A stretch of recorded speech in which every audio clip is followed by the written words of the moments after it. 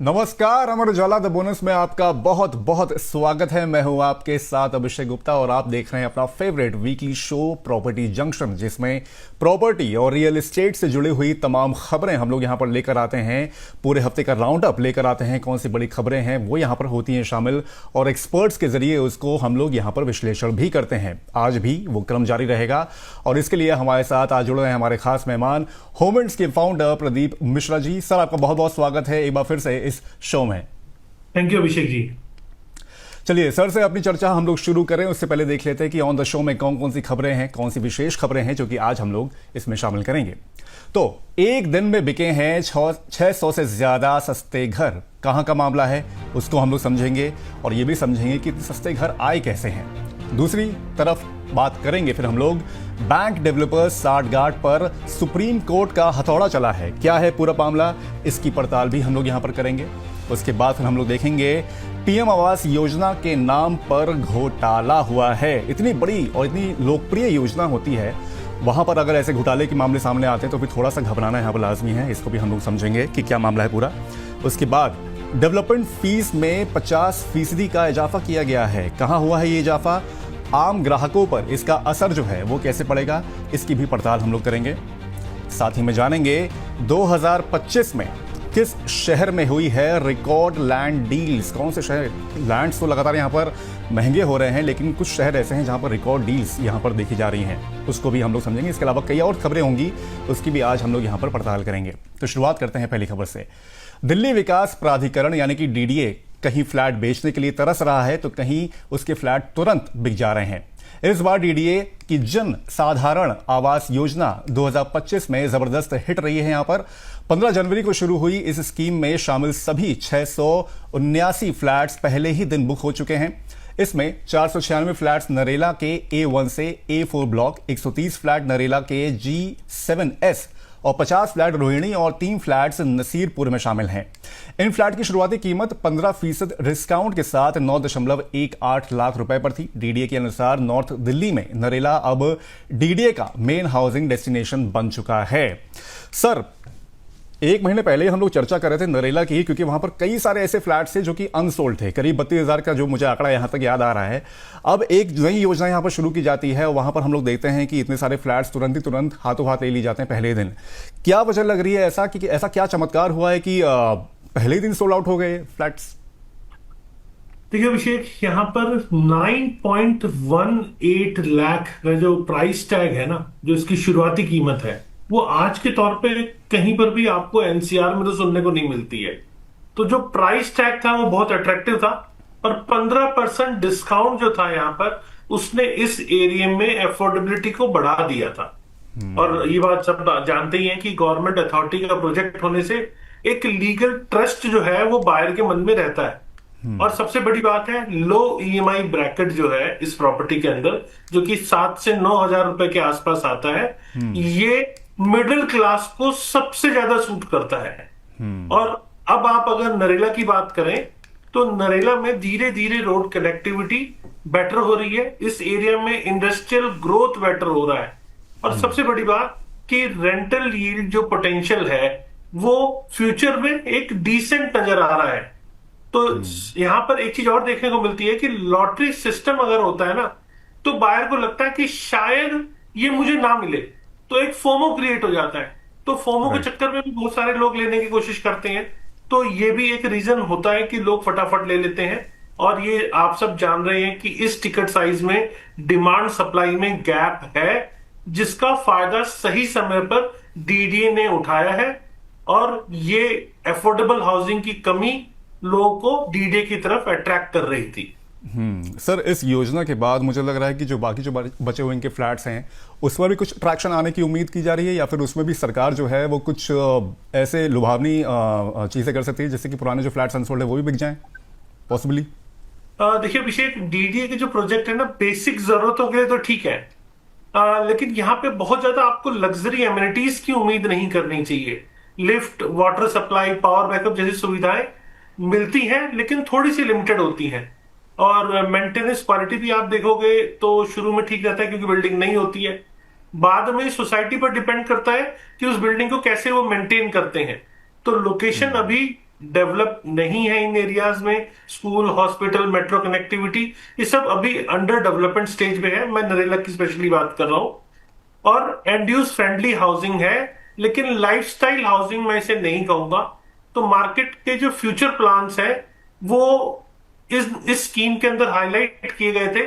ये भी एक रीजन रहा, और प्राइस थोड़ा फ्रेंडली था, ये भी रीजन था। तो ग्राउंड रियलिटी मेरे को अभी लगती है कि 2-3 साल में कुछ इंफ्रास्ट्रक्चर बेटर हो पाएगा। तब ये बजट बायर्स के लिए वैल्यू फॉर मनी जो कि आज था, लेकिन 2-3 सालों में जब इंफ्रास्ट्रक्चर बेटर होगा तब लोगों को इसका अच्छा फायदा मिल पाएगा। तो बाकी बचे हुए फ्लैट्स किस रेट पर आ रहे हैं उस पर डिपेंड करता है कि ये कितनी स्पीडली बिक पाएंगे। सर 10 लाख रुपए से कम के ये फ्लैट हैं, तो फिर क्या लग रहा है पॉसिबली कि एमिनिटीज भी जो होंगी वो भी ऑब्वियसली बात है यहाँ पर कमी होंगी, जैसे कि आप थोड़ा सा इसका जिक्र कर रहे हैं कि डेवलपमेंट वाइज, इंफ्रा वाइज अगर आगे पीछे देखा जाए, करीब के एरियाज अगर देखा जाए तो वो तो अभी धीमे धीमे डेवलप हो रहे हैं, लेकिन जो बुनियादी सुविधाएं हैं उसमें भी थोड़ा सा मेरे ख्याल से यहाँ पर थोड़ी सी जो इंफ्रास्ट्रक्चर वाइज अगर देखा जाए फ्लैट्स के, उसमें थोड़ा सा हाथ खींचा जाएगा। बिल्कुल उसके बाद अभिषेक, इंफ्रास्ट्रक्चर देखिए, अनाउंसमेंट्स यहाँ बहुत सारी हुई है, जी लेकिन अभी इंफ्रास्ट्रक्चर पूरी तरह डेवलप नहीं है। और जो पहले बिके हुए फ्लैट्स हैं वो अभी भी कई कई जगह पे खाली है। तो अगर हम इस एरिया में प्रॉपर्टी खरीद रहे हैं तो फोमो या न्यूज़पेपर एडवर्टीजमेंट देख के इतना मत अट्रैक्ट हो जाइए कि मैं जाके अभी ले ही लूं और बगैर जाए ले लूं, मैं कहीं पर भी बैठा हूं, मैं ऑनलाइन फॉर्म भरूं और मैं इसको ले लूं। इतना मेरे को लगता है कि ऐसा नहीं होना चाहिए, और देख समझ के ही प्रॉपर्टी को लेना चाहिए। ठीक है, चलिए अब बढ़ते हैं जरा जेवर की ओर। हीड़ा यानी कि Yamuna expressway industrial development authority यानी कि नोएडा इंटरनेशनल एयरपोर्ट के पास यहां पर लगभग 973 रिहायशी प्लॉट लॉन्च करने वाला है, जो एयरपोर्ट के आसपास बढ़ती बस्ती और निवेश की मांग को ध्यान में रखकर लाया गया है। इन प्लॉट्स के आकार 162 से 290 वर्ग मीटर तक होंगे और ये सेक्टर्स 15C, 18 और 24A में स्थित होंगे। लगभग 17.5% प्लॉट किसानों के लिए आरक्षित होंगे जिनका भूमि अधिग्रहण हुआ था, 5% इंडस्ट्रियल यूनिट्स के लिए और बाकी 77.5% आम जनता के लिए अवेलेबल होंगे। इच्छुक खरीदारों को लकी ड्रॉ सिस्टम के लिए आवेदन में प्लॉट की कीमत का 10% यहां पर जमा करना होगा। इससे एयरपोर्ट के आसपास रियल एस्टेट और कनेक्टिविटी को बढ़ावा मिलने की भी उम्मीद की जा रही है। सर ये इलाके जो होंगे वो रहने और निवेश के लिए आप कितने अच्छे मान रहे हैं, और खासकर एयरपोर्ट और जो दूसरी जो कनेक्टिविटी होगी, जो दूसरा इंफ्रा होगा उसको देखते हुए?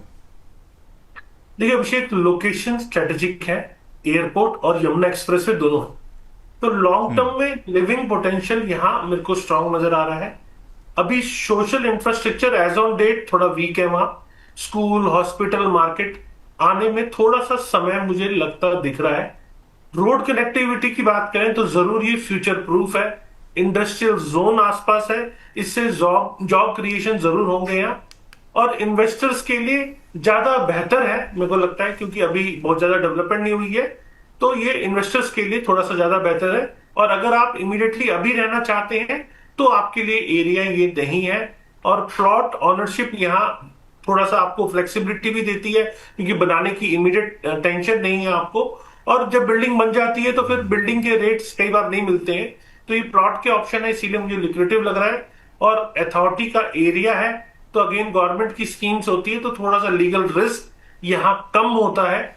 और ये मान के चले, अगर आप अभी इन्वेस्टमेंट देख रहे हैं इन एरियाज में, इन लोकेशंस में, तो 8 से 10 साल का होराइजन रखेंगे, तब ये एक आइडियल आपके लिए इन्वेस्टमेंट हो सकती है।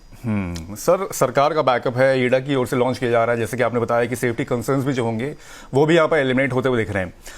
ऐसे में सस्ते प्लॉट की तो उम्मीद कर सकते हैं यहाँ पर, और जैसे कि निवेश आपने बताया कि 10 साल का होरिजोन करेंगे तो तब जाके एक सब्सटैंशियल यहाँ पर ग्रोथ देखने को मिलेगी और बढ़िया मूव देखने को मिल सकता है। देखिए अभिषेक, सस्ते प्लॉट्स ईडा के जो है, यमुना एक्सप्रेसवे अथॉरिटी के, प्राइवेट डेवलपर से तो जरूर ये रेट कम होते हैं। तो लेकिन चीप है ये कहना थोड़ा सा मुश्किल है, क्योंकि कई बार प्राइवेट डेवलपर की टाउनशिप में ज्यादा वर्क किया होता है, ज्यादा एमिनिटीज होती हैं, अच्छे से मेंटेन किया होता है। एयरपोर्ट हाइप ने बेस प्राइस इस एरिया का, अथॉरिटी का जो है, वो ऑलरेडी पहले से ही बढ़ा दिया है। तो इनिशियल अलॉटमेंट वालों को थोड़ी सी अफोर्डेबिलिटी जरूर नजर आएगी।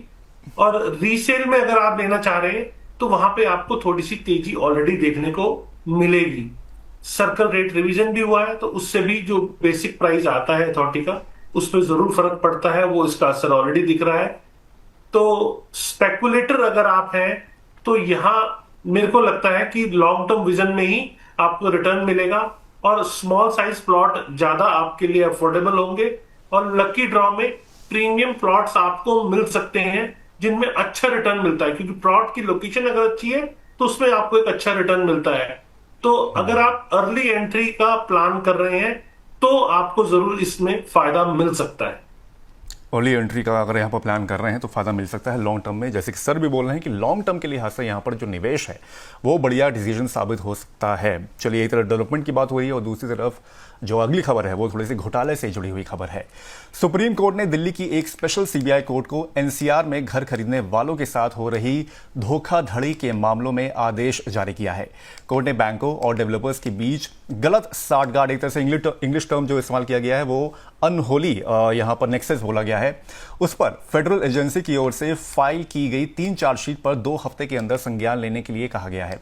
आरोप है कि कुछ डेवलपर्स और बैंकों ने एनसीआर में कई होम बायर्स को धोखा दिया। कोर्ट के आदेश के बाद पिछले साल जुलाई में सीबीआई ने इस नेक्सस के खिलाफ 22 मामले दर्ज किए थे। सुप्रीम कोर्ट ने सीबीआई को जरूरत पड़ने पर एफआईआर दर्ज करने के लिए भी कहा है। मामलों में 1200 से ज्यादा घर खरीदार जुड़े हैं जिन्होंने धीमी प्रोजेक्ट डिलीवरी और लोन विवादों की वजह से अदालत में याचिका दायर की थी। सर, ये साठगांठ जो है असल में डेवलपर्स और बैंकों के बीच में, पहले ये बताइए हमारे दर्शकों की ये काम कैसे करते हैं, क्योंकि इससे पहले भी कई सारे हम लोग सुन रहे थे, लेकिन एग्जैक्ट इनकी जो फंक्शनैलिटी होती है, धोखाधड़ी देने की जो इनकी जो एक क्रोनोलॉजी होती है, वो कैसे काम करती है? देखिए अभिषेक, चीजों को हाइड करना और सारे फैक्ट्स का सामने नहीं रखना, ओरल कम्युनिकेशन करना और फ्यूचर में एप्रिसिएशन की गारंटी देना, एश्योर्ड रिटर्न देना, ये सब साठगांठ का रिजल्ट होता है कि बायर फंस जाता। लेकिन यहां बायर अगर सावधानी बरते तो इस साठगांठ से वो बच सकता है। क्या सावधानी बरते, ये आपके लिए इंपॉर्टेंट है। सबसे पहले किसी भी डेवलपर की आप प्रॉपर्टी ले रहे हैं तो बिल्डर का ट्रैक कैसा है, उसने पीछे कितने प्रोजेक्ट्स बनाए हैं, उन प्रोजेक्ट में जाकर आफ्टर पोजीशन वाली जो स्टेज है वहां पे जाकर आप वहां के रेजिडेंट से मिले, या अगर कमर्शियल प्रॉपर्टी है तो जो वहां टेनेंट है या जिन्होंने अपने बिजनेसेस वहां ओपन किए हैं उनसे मिले। तो आफ्टर पोजीशन सर्विस, मतलब सेल सर्विस के बाद क्या सर्विसेज वहां पे डेवलपर की तरफ से मिल रही है, वो सेटिस्फैक्टरी है या नहीं है, उससे आपको बहुत क्लियर हो जाएगा कि हमें इस डेवलपर की प्रॉपर्टी लेनी चाहिए या नहीं लेनी चाहिए।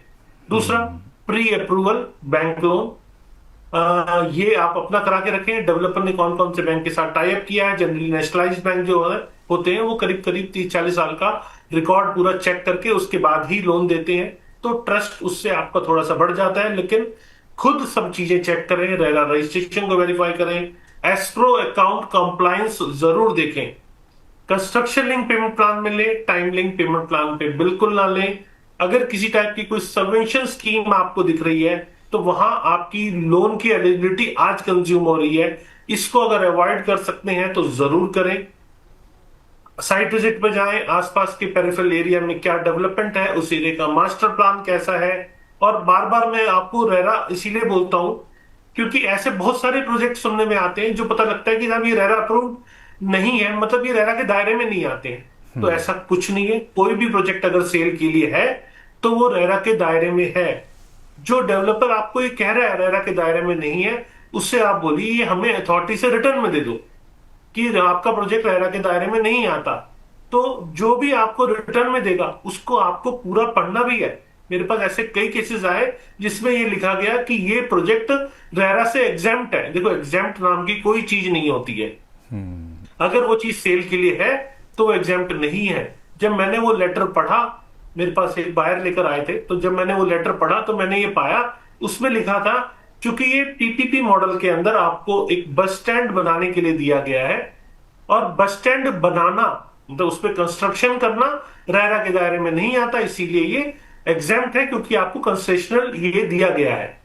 लेकिन उसमें ये कहीं मेंशन नहीं था कि यहां आप सेल करेंगे उसके लिए आपको एग्जेम्प्ट किया गया है। जब मैंने वही लेटर बायर को खुद कहा पढ़ने, तब उनको वो क्लियर हुआ कि ये सबसे बड़ा फ्रॉड ज्यादातर डेवलपर करते हैं कई बार कि हमारा प्रोजेक्ट रेरा से एग्जेम्प्ट है, आपको हर प्रोजेक्ट वो लेना है जो रेरा के अंदर अप्रूव्ड हो। साइट विजिट जरूर करें, ब्रोशर पढ़ें, एप्लीकेशन फॉर्म पढ़ें, उसका बिल्डर बायर एग्रीमेंट मांग के पढ़ें, और आपकी सारी इंडिपेंडेंट ड्यू डिलिजेंस होनी चाहिए, सारी अप्रूवल की कॉपी आपको लेना चाहिए, और कोशिश करें कि EMI plus rent double burden आपके ऊपर ना आए। उससे आप बच सकते हैं तो जरूर बचें। तो ये कुछ टिक पॉइंट्स हैं जब आप प्रॉपर्टी खरीदें तो फिर उसको ध्यान में रखें उसके बाद, ताकि आगे चल के कोई धोखाधड़ी ना हो, जैसे कि इस केस में यहाँ पर देखने को मिला है। सर, जैसे कि ये मामला सामने आया है, अगर डेवलपर और जो बैंक हैं अगर ये दोषी पाए जाते हैं तो उस केस में जो हमारे प्रॉपर्टी बायर्स हैं उनको क्या कोई राहत या कोई मुआवजा यहाँ पर मिलने की उम्मीद होती है कि उसमें भी काफ़ी लॉन्ग प्रोसेस हो जाता है कि अल्टीमेटली दोषी तो पा लिए गए हैं लेकिन उसमें भी थोड़ा टाइम लगता है इनको अपना पैसा वापस पाने में, या फिर उनको कुछ रिकम्पनसेट करके दूसरी जगह प्रॉपर्टी दी जाती है? देखिए अभिषेक, होम बायर्स को रिफंड प्लस इंटरेस्ट मिल सकता है, कंपनसेशन फॉर डिले पॉसिबल है, क्रिमिनल लायबिलिटी जो है वो भी डेवलपर के ऊपर आ सकती है, बैंक पेनल्टीज और लाइसेंस सस्पेंशन भी संभव है। ये भी पॉसिबल है कि प्रोजेक्ट रिकवर गवर्नमेंट की अथॉरिटी खुद कर ले और जो न्यू डेवलपर की अपॉइंटमेंट करके फिर नया डेवलपर उस प्रोजेक्ट को बनाए, और ईएमआई वेवर नेगोशिएशन भी पॉसिबिलिटी है, सिविल स्कोर के ऊपर करेक्शन भी गवर्नमेंट के लेटर से चीजें हो सकती हैं, क्लास एक्शन शूट को का रास्ता भी खुलता है यहां पर, और ये सब करने में समय लगता है। तो प्रोसेस स्लो होता है। अगर आपके पास लॉन्ग टर्म विजन है, मतलब पेशेंस है लॉन्ग टर्म, तो आप जरूर इसमें जा सकते हैं, अपने हक की लड़ाई लड़ सकते हैं, लेकिन सबसे बेटर है कि प्रिकॉशन ही अगर आप ले लें तो आप किसी गलत डेवलपर में फंसेंगे ही नहीं, और अच्छी प्रॉपर्टी लेकर, अच्छा पोजीशन, टाइमली पोजीशन लेकर आप उसमें शिफ्ट भी हो सकते हैं। ठीक है, तो फिर मतलब मामला ये है सर कि मिल सकता है लेकिन टाइम टेकिंग थोड़ा सा प्रोसेस यहाँ पर रहेगा। बाकी जैसे आपने बताया कि प्रिकॉशंस यहाँ पर लेना बहुत ज़्यादा ज़रूरी है, जब भी आप प्रॉपर्टी अगर खरीदें हैं तो उसमें ड्यू डिलिजेंस करना बेहद यहाँ पर ज़रूरी है। चलिए चलते हैं अगली खबर की ओर। साल 2025 में भारत के हाउसिंग मार्केट में प्रीमियमाइजेशन यानी कि महंगे घरों की मांग में बड़ा इजाफा देखने को मिला है। रिपोर्ट के मुताबिक 1 करोड़ रुपए से ऊपर की कीमत वाले घरों का कुल मार्केट शेयर में 63% हिस्सा शामिल रहा, जो 2024 में 53% था। यानी महंगे घरों की हिस्सेदारी जो है वो यहां पर बढ़ी है। इस बदलाव से पता चलता है कि हाई इनकम, बेटर लाइफस्टाइल की चाह और एनआरआईज खरीदारों की सस्टेन्ड दिलचस्पी की वजह से लोग प्रीमियम और हाई एंड प्रॉपर्टी को चुन रहे हैं। भले ही कुल घरों की बिक्री में गिरावट आई हो, लेकिन 1.25 करोड़ से 3 करोड़ रुपए तक के जो घरों की लोकप्रियता है उसमें भी तेजी से बढ़ी है, और अब ये सबसे बड़ा सेगमेंट भी बन गया है। इसकी वजह से बाजार में प्रीमियम सेक्शन की सेल्स वैल्यू बढ़ी है, और ये रियल एस्टेट डेवलपर्स के लिए की सेल्स ड्राइवर भी रहे हैं। सर, लगातार रेट्स तो बढ़ रहे हैं, अच्छी बात यह है कि चलो ठीक है कि 1 करोड़ से ऊपर के जो घर हैं उनका हिस्सा बढ़ गया है, क्योंकि अफोर्डेबिलिटी या फिर मिड सेगमेंट के लिए भी बोलते हैं कि अब जो घर खरीदने का जो सपना है उसके लिए आपको दायरा बढ़ाना पड़ेगा, 50 से 1 लाख 1 करोड़ रुपए तक करना पड़ेगा। लेकिन सर, सामान्य जो इनकम वाले लोग हैं उनके लिए क्या कहेंगे कि अभी घर वो खरीद पाएंगे, या अभी जो महंगे घर हैं उससे ही उनको थोड़ा सा यहाँ पर मतलब एक तरह से अपना ट्रेंड जो है वो चेंज करना पड़ेगा यहाँ पर? देखिए अभिषेक, मेट्रो सिटीज में जिनका बजट कम है उनके लिए घर खरीदना मैं कहूंगा थोड़ा सा मुश्किल होता जा रहा है, लेकिन टीयर 2 सिटीज अभी भी ज्यादा रियलिस्टिक है। रीसेल मार्केट बेटर ऑप्शन होता है ओरिजिनल बुकिंग में जाने से। अगर ओरिजिनल बुकिंग में ठीक रेट मिल जाए तो ठीक है, नहीं तो आप सेकेंडरी मार्केट, रीसेल मार्केट में भी जाके चीजें बाय कर सकते हैं। जो छोटी यूनिट्स हैं उनकी डिमांड धीरे धीरे बढ़ रही है, क्योंकि लोगों के बजट में वो आ पा रहा है। यहाँ गवर्नमेंट के इंसेंटिव्स कम हो गए हैं, जो फर्स्ट टाइम होम बायर के लिए बहुत ज्यादा पॉजिटिव नहीं है। ईएमआई बर्डन जो है, क्योंकि प्रॉपर्टी की कॉस्ट बढ़ गई है तो ईएमआई बर्डन भी काफी बढ़ने लगा है, तो ये मिडिल क्लास को प्रॉपर्टी खरीदने से रोक रहा है। को लिविंग ट्रेंड मुझे बढ़ता हुआ यहां दिख रहा है, और रेंटल डिपेंडेंसी भी लोगों की बढ़ रही है। लोग जो खरीद नहीं पा रहे वो रेंटल डिपेंडेंसी की तरफ जा रहे हैं। यहां सबसे इंपॉर्टेंट चीज होना चाहिए कि अफोर्डेबल हाउसिंग कैसे रिवाइव हो पाए। लैंड कॉस्ट इतनी पहुंच गई है कि अफोर्डेबल हाउसिंग रिवाइव होता मुश्किल दिख रहा है। डेवलपर्स का इंटरेस्ट नहीं है, वो लग्जरी घर बनाने की तरफ फोकस कर रहे हैं। तो अफोर्डेबल हाउसिंग जब बनेगी नहीं, और लैंड कॉस्ट भी बढ़ गई है, कंस्ट्रक्शन कॉस्ट बढ़ गई है, तो इसका इफेक्ट अफोर्डेबल हाउसिंग की सप्लाई पर पड़ता है। तो अफोर्डेबल हाउसिंग का रिवाइवल जरूरी है, एक ऐसा रेट बढ़ाकर लेकर आना कि जिससे डेवलपर्स अफोर्डेबल हाउसिंग बना पाए और फर्स्ट टाइम होम बायर को एक बेनिफिट मिल पाए। तब ये पूरी मार्केट चलती है। सिर्फ लग्जरी बिकेगा तो मार्केट चलती नहीं है। मार्केट तब चलेगी जब middle class, lower middle class भी प्रॉपर्टी बाय कर पाएगा। नहीं तो ऑनरशिप ड्रीम जो है वो मुझे असंभव सा होता दिखने लगा है।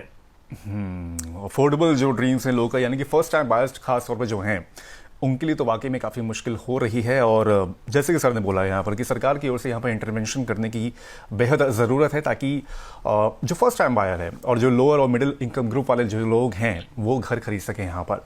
सर, महंगे घर खरीदना सच में निवेश के लिहाज से अगर देखा जाए तो फायदेमंद है, या फिर ये सिर्फ एक लाइफस्टाइल और जो एनआरआईज वाला डिमांड जो बढ़ रही है उसकी वजह से यहाँ पर इसको ज़्यादा पुश मिल रहा है, तो उसके लिहाज से ये ठीक है? देखिए अभिषेक, मैं कहूंगा high entry cost is equal to high risk. Rental low होती है, 2 से 3% कैपिटल एप्रिसिएशन डिसेंट है, एनआरआई डिमांड प्राइस सपोर्ट कर रही है, लेकिन एग्जिट लिक्विडिटी यहां स्लो है, बहुत फास्ट नहीं है। मेंटेनेंस कॉस्ट भी आप देखेंगे तो लग्जरी होम की बहुत ज्यादा आती है। कई बार ये फील होता है आपको कि मैं अपने ही मकान में किराए पर रह रहा हूं। और ओवर सप्लाई की सिचुएशन का भी खतरा मुझे दिख रहा है। ब्रांड प्रीमियम कई बार देखा जाता है ओवर हाइप्ड हो जाते हैं, जिससे कि लोग रश में ले तो लेते हैं, लेकिन वो प्राइस बहुत ज्यादा सही कई बार ब्रांड के नाम पे नहीं होता है। तो ये इन्वेस्टमेंट लॉन्ग टर्म इन्वेस्टर के लिए ही सूटेबल है।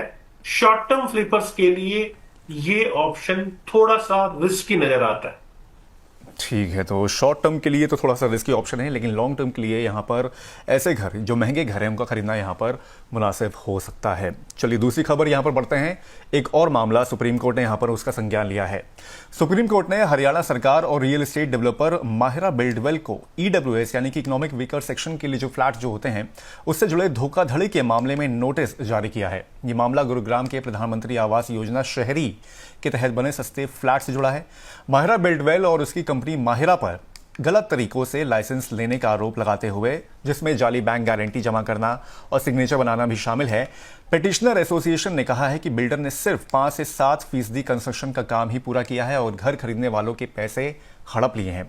सुप्रीम कोर्ट ने दोनों हरियाणा सरकार और बिल्डर से जवाब मांगा है और पाया है कि अधिकारियों ने ड्यू डिलिजेंस नहीं किया, जिससे बायर्स को आर्थिक और मानसिक तनाव का सामना करना पड़ा है। सर, माहिरा ग्रुप, थोड़ा सा मैं इसके बारे में स्टडी कर रहा था, पिछले साल भी थोड़ा सा ये विवादों में रहा था। मनी लॉन्ड्रिंग के केस हो गए और रेरा हो गया या फिर सरकार हो गया, दोनों ने इसको थोड़ा सा पुश किया था और कार्रवाई वगैरह की थी। अब मामला लगातार सर सुप्रीम कोर्ट तक पहुंच गया है, इस ग्रुप का नाम सुप्रीम कोर्ट तक पहुंच गया है। इसके बारे में सर थोड़ी सी रोशनी डालिएगा कि थोड़ा सा विवादों में आ रहा है ये ग्रुप। देखिए अभिषेक, आपने काफी चीज खुद बताई कि यहां जो अप्रूवल्स ली गई हैं उसमें जो डॉक्यूमेंट सबमिट किए गए वो फॉर्ज डॉक्यूमेंट थे। अब इसका रिजल्ट ये हुआ कि अधिकारियों ने जो अच्छे से वेरीफाई नहीं किया, तो वो प्रोजेक्ट लॉन्च हुआ और अफोर्डेबल हाउसिंग का प्रोजेक्ट था, प्रधानमंत्री आवास योजना के तहत उसमें सब्सिडी भी मिल रही थी। तो लोगों ने बढ़ चढ़ के प्रॉपर्टी खरीदी, सिर्फ एक प्रोजेक्ट नहीं, इनके 2-3 प्रोजेक्ट आए और सब में लोगों ने बढ़ चढ़ के खरीदारी करी।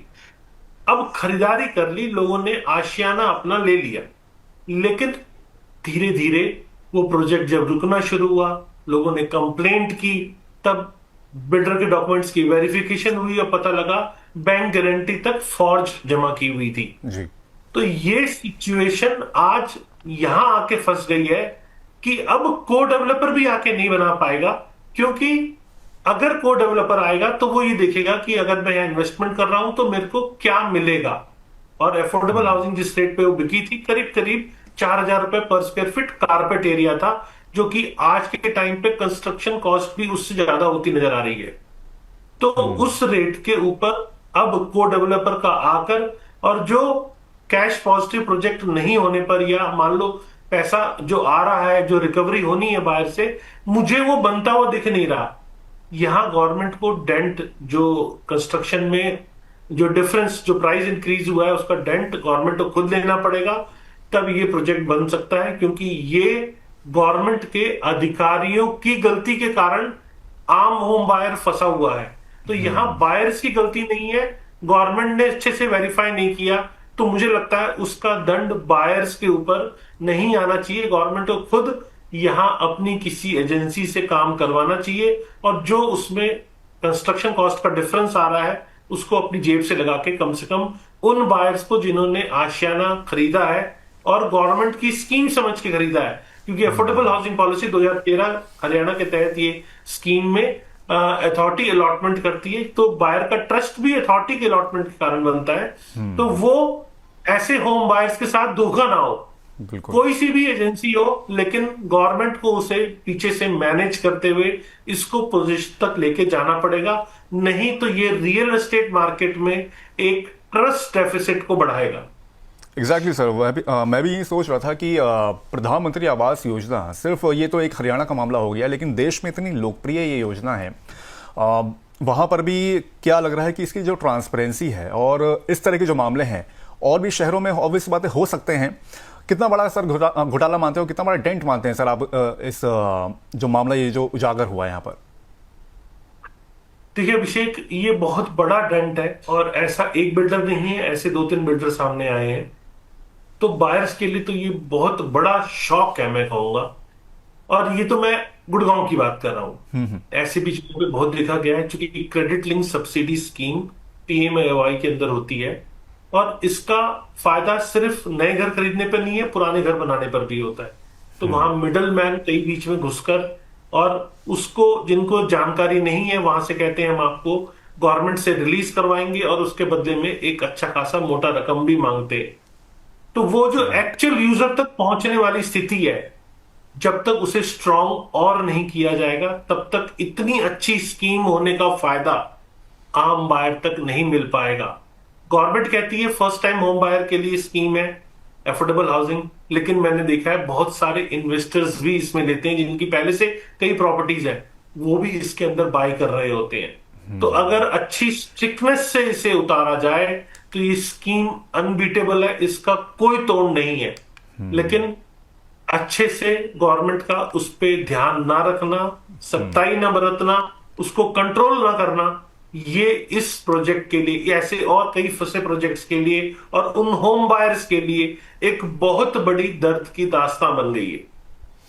सर, इस जो मामला उजागर हुआ है, इसको देखते हुए अब जो नए एंट्रेंट है जो पीएम आवास योजना के अंतर्गत आवेदन कर रहे हों, क्या उन्हें पैसा लगाना चाहिए और किन बातों का ध्यान देना चाहिए जब वो ऐसी स्कीम्स में पैसा लगा रहे हों, क्योंकि ये बहुत ट्रस्ट की भी बात है यहाँ पर। देखिए अभिषेक, हमें ये समझना होगा कि जब भी आप ऐसी स्कीम में लगा रहे हैं, पहले तो मिडल मैन का कोई रोल नहीं है। गवर्नमेंट की वेबसाइट पे जाके आप चीजें कर सकते हैं। नेट पे जाइए, गवर्नमेंट से की वेबसाइट का लिंक होगा, .gov.in लिंक होता है, गवर्नमेंट की साइट का एक्सटेंशन होता है। तो जब तक वैसी वेबसाइट ना मिले उस पर आप ऑनलाइन मत जाइए, क्योंकि फ्रॉड साइट्स भी कई बार पॉसिबल होती हैं। दूसरा, अगर गवर्नमेंट की स्कीम है तो 99.99% ये सेफ है। आपको सिर्फ रेरा रजिस्ट्रेशन चेक करना है, लेकिन यहां अधिकारियों की मिलीभगत का चेक आपके पास नहीं है। आप ये नहीं चेक कर पाएंगे कि कौन सा अधिकारी क्या मिलीभगत करके क्या पिक्चर पब्लिक को दिखाई जा रही है।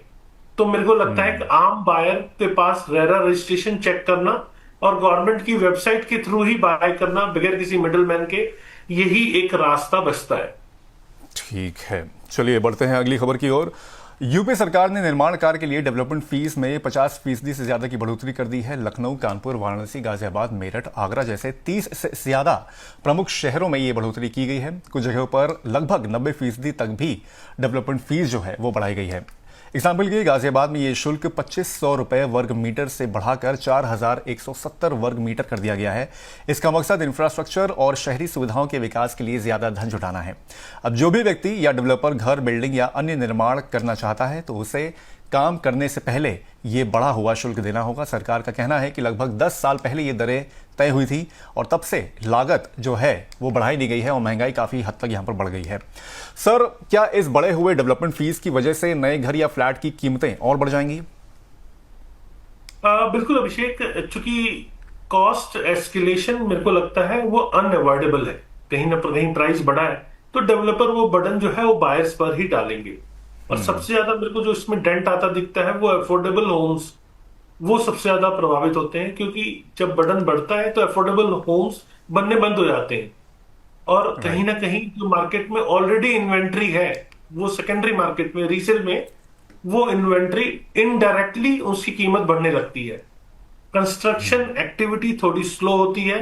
स्मॉल जो बिल्डर्स हैं जो उसे सस्टेन नहीं कर पा रहे हैं, वो कहीं ना कहीं मार्केट से एग्जिट लेना शुरू कर देते हैं। और लग्जरी सेगमेंट में जरूर इसको डेवलपर एब्जॉर्ब कर लेता है, लेकिन अफोर्डेबल हाउसिंग में ये एब्जॉर्ब नहीं हो पाता, जिसका रिजल्ट होता है कि प्रोजेक्ट्स कम आते हैं। तो यहां मेरे को रेंटल मार्केट पर भी प्रेशर आता दिख रहा है। जब नए घर नहीं बनेंगे तो रेंटल मार्केट पे प्रेशर आएगा। बायर्स भी हो सकता है कि अपने घर खरीदने के डिसीजंस को डिले करें क्योंकि सप्लाई नहीं है।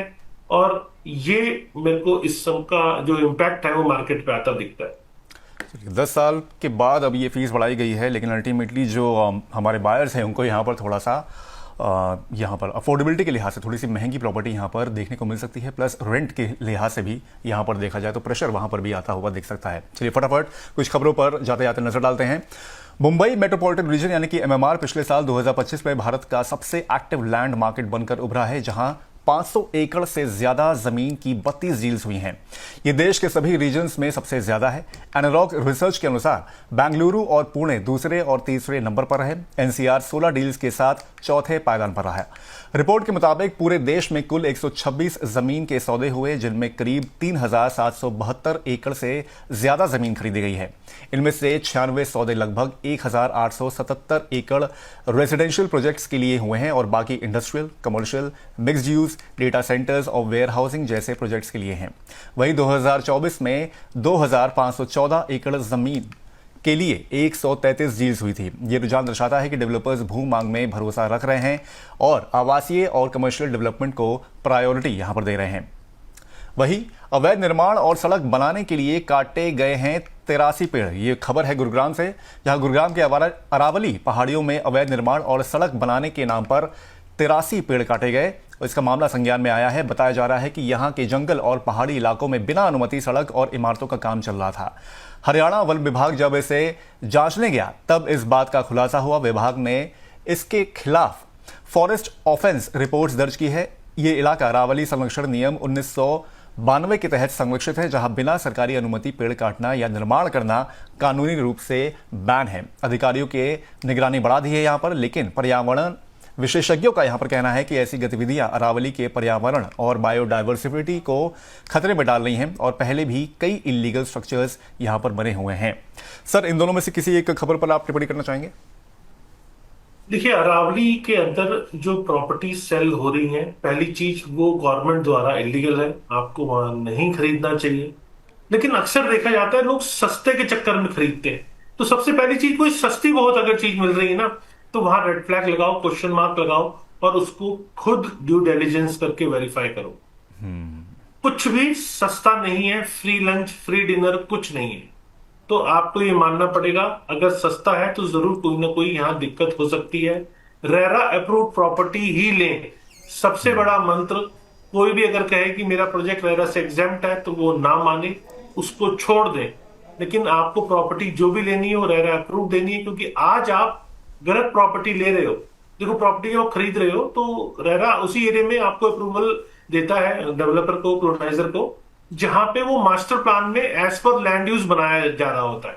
अगर मास्टर प्लान में गैर मुमकिन पहाड़ी है और वहां कॉलोनी काट के डेवलपर सेल कर रहा है तो ये इलीगल है। वहां पे उसे license to develop a colony नहीं मिलेगा, और जब तक उसे लाइसेंस नहीं मिलेगा तब तक रेरा अप्रूवल नहीं मिलेगी। तो ये आप मान लीजिए, अगर रेरा नहीं है तो गवर्नमेंट की नजर में वो इलीगल है। ऐसी किसी भी इलीगल प्रॉपर्टी को बिल्कुल ना ले। ये अरावली वाला कंसेप्ट जो अब सरकार सख्ती दिखा रही है, ये बताता है कि सरकार कभी भी जग सकती है, और जगकर आपके लगाए हुए पैसे पे, आपने पहले जमीन खरीदी और उसके बाद उस पर कंस्ट्रक्शन करी, उसको कभी भी गिरा सकती है। वो बात और है कि गवर्नमेंट को बनते टाइम ही रोकना चाहिए, जब रजिस्ट्रियां होती है तभी रोकना चाहिए। लेकिन गवर्नमेंट क्या कर रही है क्या नहीं कर रही है उसको छोड़ते हुए हमें यह सोचना चाहिए कि हमें as per master plan land use के हिसाब से ही प्रॉपर्टी खरीदनी चाहिए। दूसरा, गवर्नमेंट का लाइसेंस उस कॉलोनी को डेवलप करने के लिए, और तीसरा रेरा रजिस्ट्रेशन जरूर जरूर चेक करके तभी प्रॉपर्टी आप खरीदें। चलिए, देर आए दुरुस्त आए, लेकिन अल्टीमेटली अरावली की ओर से, क्योंकि पिछले कुछ समय में काफ़ी हाईलाइट भी रहा था ये मामला, और अल्टीमेटली यहाँ पर अगर संज्ञान लिया जा रहा है तो ये बहुत अच्छी बात है और बायोडाइवर्सिटी के लिहाज से भी बहुत सही चीज़ है। और पृथ्वी सर, आज आपने समय दिया और तमाम खबरों का बहुत बारीकी से यहाँ पर विश्लेषण किया सर, उसके लिए बहुत बहुत धन्यवाद। और उम्मीद करते हैं कि आगे जल्द मिलेंगे आपसे प्रॉपर्टी से जुड़े एक और शो में। तो आज के शो में बस इतना ही। उम्मीद है कि ये कवरेज आपको पसंद आई होगी। अब होगी आपसे अगले हफ्ते मुलाकात, तब तक के लिए मुझे दीजिए इजाजत। नमस्कार।